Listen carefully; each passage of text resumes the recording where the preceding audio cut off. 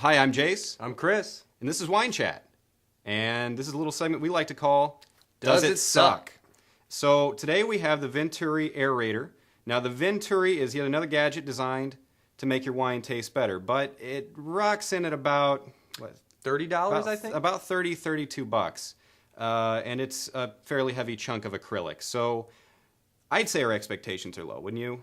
Yeah. This is not, and I'm not trying to build it up just in case it works. We think this thing's going to suck. You know, what it's going to have to do to prove that it doesn't is make your wine taste better.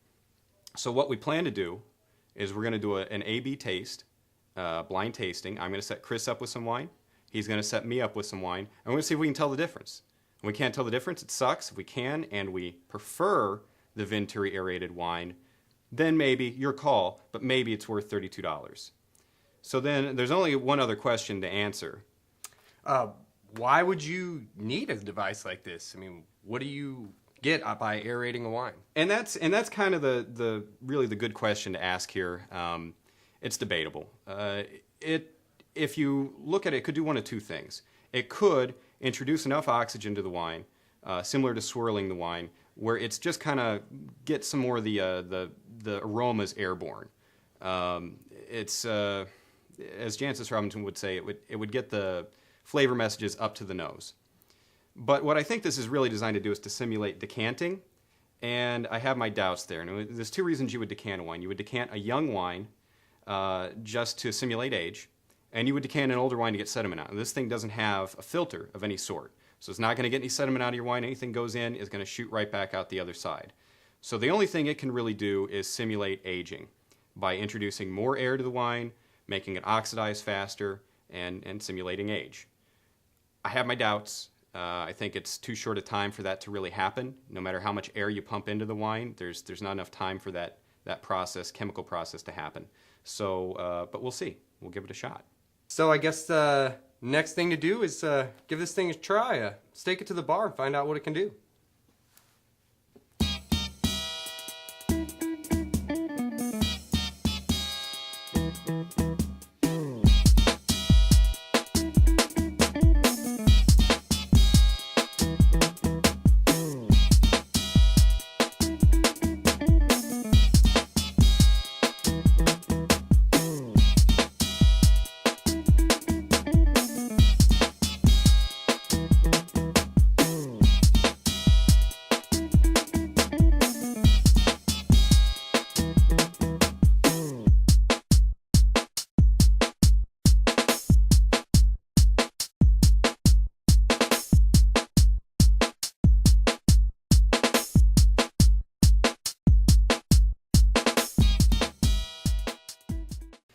Okay, before we tell you about what we thought of the aerator, we're going to tell you a little bit more about the wine we used for this tasting today.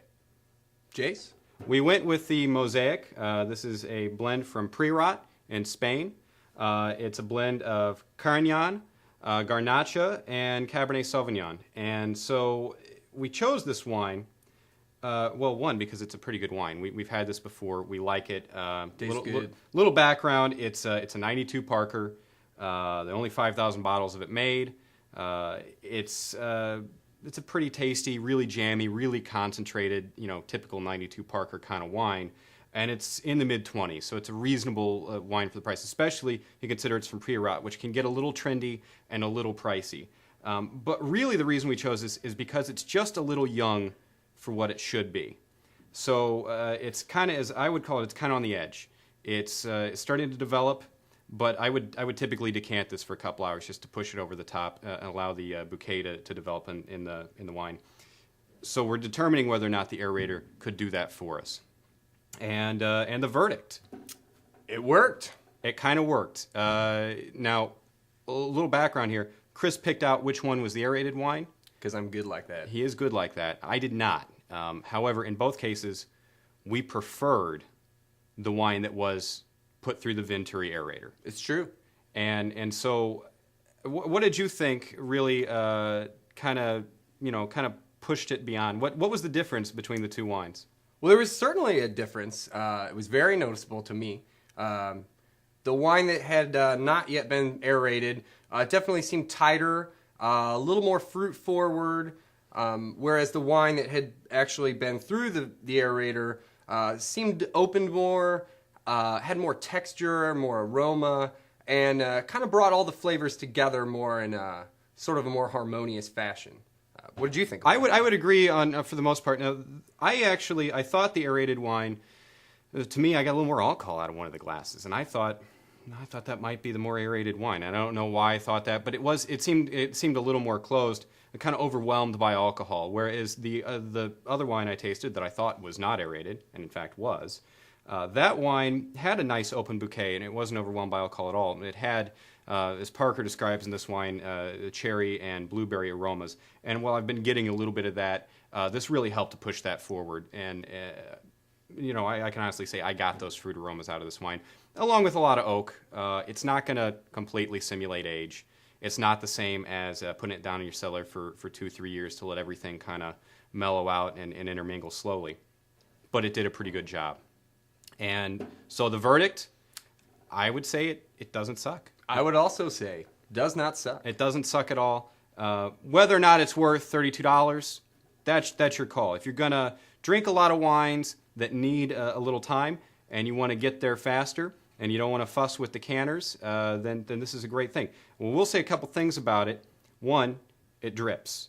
It drips a lot. It's good that it has the stand, because otherwise this would be all over your countertop, and that's just not cool. Two, I would say it's a little cumbersome. It's kind of awkward trying to pour the wine through this while you're holding it over the glass. It makes this funny gurgling sound. Yeah. Well, I would say it's kind of a sucking sound. Kind of a sucking sound. We really got what we were looking for there. But really, those are the only drawbacks. So if this is a tool that would be useful to you, it's portable. It comes with a pouch. We've got a nice carrying pouch here in addition to the stand. So not a bad deal if you're going to use it.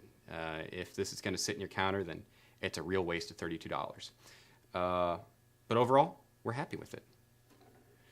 All right, and now the sales pitch. Chris, tell them where they get it.